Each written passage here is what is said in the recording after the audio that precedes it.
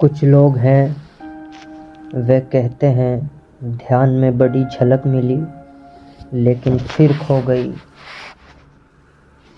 अनंत प्रकाश हो गया था, फिर खो गया।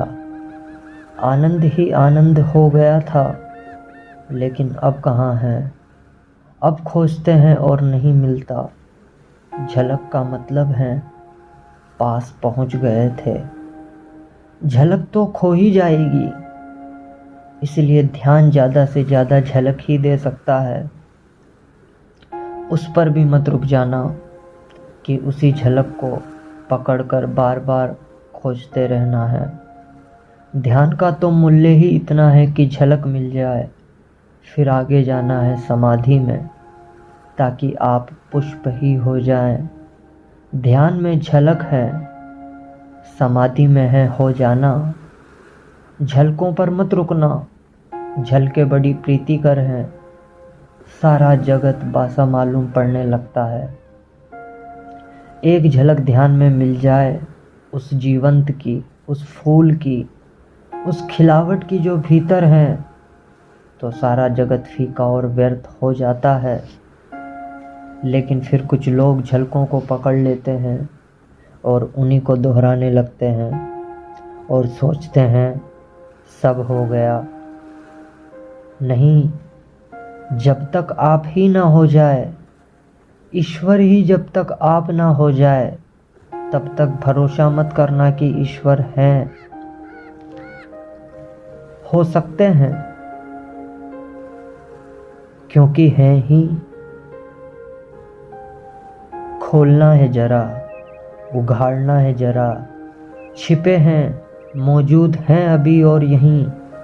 थोड़े से वस्त्र हैं और बड़े झीने वस्त्र हैं कि चाहे तो अभी उतार कर फेंक दे और नग्न हो जाए और ईश्वर हो जाए। लेकिन बड़ी पकड़ है। झीने तो हैं, लेकिन पकड़ गहरी है।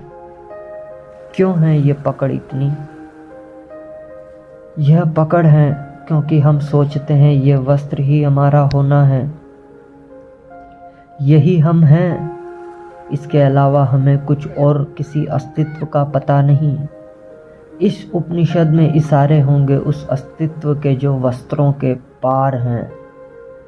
और इस उपनिषद के साथ साथ हम करेंगे ध्यान, ताकि मिले झलक, और आशा बांधेंगे समाधि की, ताकि हम भी हो जाए वही जिसे हुए बिना न कोई संतोष है, न कोई शांति है, न कोई सत्य है। उपनिषद शुरू होता है प्रार्थना से। प्रार्थना है समस्त जगत से। सूर्य कल्याणकारी हो, वरुण, अर्यमा, इंद्र और बृहस्पति। विष्णु कल्याणकारी हो, उस ब्रह्मा को नमस्कार हो। हे वायु, तुम्हारे लिए नमस्कार, क्योंकि तुम प्रत्यक्ष ब्रह्मा हो। मैं तुम्हें ही प्रत्यक्ष ब्रह्मा कहूँगा।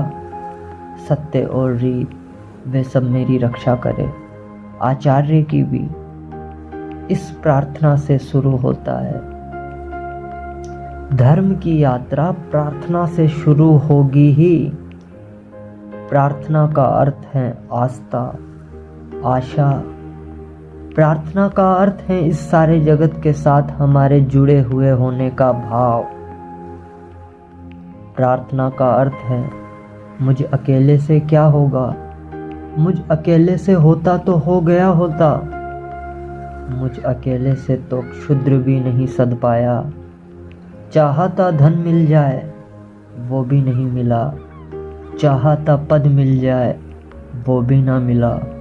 कैसी कैसी चाहे की थी, बड़ी छोटी थी, वे भी पूरी न हुई। मुझ अकेले से तो संसार भी ना सदा। तो सत्य की यह महायात्रा मुझ अकेले से हो सकेगी? अकेले अकेले तो मैं संसार में भी हार गया हूँ। सभी हारे हुए हैं संसार में। जो जीते हुए दिखाई पड़ते हैं वे भी बस वे दूसरों को जीते हुए दिखाई पड़ते हैं, खुद तो बिल्कुल हारे हुए हैं। आप भी अपने को हारे हुए दिखाई पड़ते होंगे, औरों को तो आप भी जीते हुए दिखाई पड़ते हैं। आपसे भी पीछे लोग हैं जो आपको समझते हैं, पा लिया आपने, जीत गए संसार में। लेकिन भीतर से अगर हम आदमी को देखें तो एक एक आदमी हारा हुआ है। संसार पराजय की लंबी कथा है, वहाँ जीत होती ही नहीं, वहाँ जीत हो ही नहीं सकती। वहाँ संसार का स्वभाव नहीं है, वहाँ हार ही नियति है, किसी की नहीं, किसी व्यक्ति की नहीं। संसार में होने की नियति ही हार है, वहाँ हारना ही होगा। वहाँ कोई कभी जीतता नहीं है, वहाँ हम नहीं जीत पाए जहाँ शूद्र था, स्वप्न था। शंकर कहते हैं माया है, वह माया में भी हार गए। सपना था, भ्रम था, वहाँ भी तो जीत ना पाए। जब भ्रम में भी हार गए, सपने में भी ना जीते, तो यथार्थ में, सत्य में अकेले से क्या होगा। प्रार्थना का अर्थ है संसार में पराजित हुए व्यक्ति का यह अनुभव कि जन्मों जन्मों तक चेष्टा करके मैं हार गया क्षुद्र में, तो विराट में मेरी सामर्थ्य है। इसलिए प्रार्थना, इसलिए सारे जगत को पुकारा है ऋषि ने कि मुझे साथ देना। सूर्य को पुकारा है, वरुण को पुकारा है। ये सब नाम हैं, प्रतीक हैं जीवन की समस्त शक्तियों के। सूर्य को पहले पुकारा है क्योंकि सूर्य हमारा जीवन है, उसके बिना हम नहीं होंगे। हमारे भीतर सूर्य ही जीता है, जलता है। उधर सूर्य बुझ जाए, यहाँ हम बुझ जाएंगे। सूर्य ही हमारा प्राण है, इसलिए पुकारा। कहा वायु को नमस्कार है, विशेष रूप से वायु को नमस्कार कहा है इस प्रार्थना में, क्योंकि तुम प्रत्यक्ष ब्रह्मा हो। अजीब सी बात है, थोड़ा सोचे, बड़े मजे की बात है। क्योंकि वायु है बिल्कुल अप्रत्यक्ष और सब चीजें प्रत्यक्ष हैं। सूर्य को कहा होता प्रत्यक्ष ब्रह्मा हो। जीते जागते जलते प्रखर समझ में आता है। सूर्य को नहीं कहा प्रत्यक्ष ब्रह्मा, कहा वायु को जो बिल्कुल दिखाई पड़ती नहीं, बिल्कुल अप्रत्यक्ष है, कहा है प्रत्यक्ष वायु। सिर्फ अनुमान है कि है, लगता है कि है, वास्ता है कि है, दिखाई तो पड़ती नहीं। आँख के सामने कहाँ है? प्रत्यक्ष का मतलब है आँख के सामने है जो। आँख के सामने हवा बिल्कुल नहीं है, वायु बिल्कुल नहीं है। पत्थर पहाड़ सब आँख के सामने है, वायु नहीं है। लेकिन ऋषि कहता है, हे वायु नमस्कार तुम्हें, क्योंकि तुम प्रत्यक्ष ब्रह्मा हो।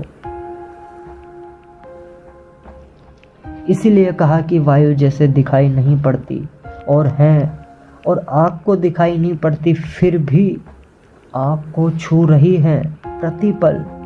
ऐसा ही परम सत्य है, दिखाई नहीं पड़ता, छू रहा है प्रतिपल। वायु दिखाई नहीं पड़ती क्योंकि हमारे पास देखने वाली आँख नहीं है।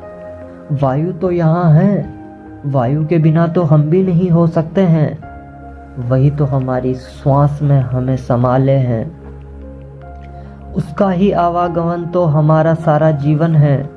जो इतनी निकट है, श्वास है जो हमारी, वह भी दिखाई नहीं पड़ती क्योंकि हमारे पास आंखें बड़ी स्थूल हैं। तो हम जो बहुत मोटा मोटा है, स्थूल स्थूल है, वह देख लेते हैं। जो सूक्ष्म है वह हमें दिखाई नहीं पड़ता।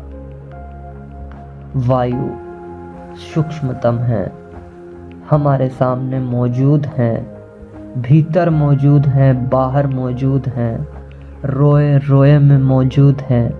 और दिखाई नहीं पड़ती, इसलिए कहा कि तुम प्रत्यक्ष ब्रह्मा हो। तुम ठीक ब्रह्मा जैसी हो, वहाँ भी यहाँ मौजूद हैं और दिखाई नहीं पड़ता, और रोए रोए में वही समाया है, रोआ रोआ वही है, और फिर भी उसका कोई पता नहीं चलता।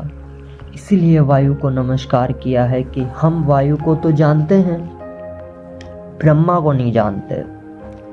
वायु से एक धागा जोड़ा है कि ब्रह्म भी ठीक वायु जैसा है, इसलिए मैं तुम्हें प्रत्यक्ष ब्रह्मा कहूँगा।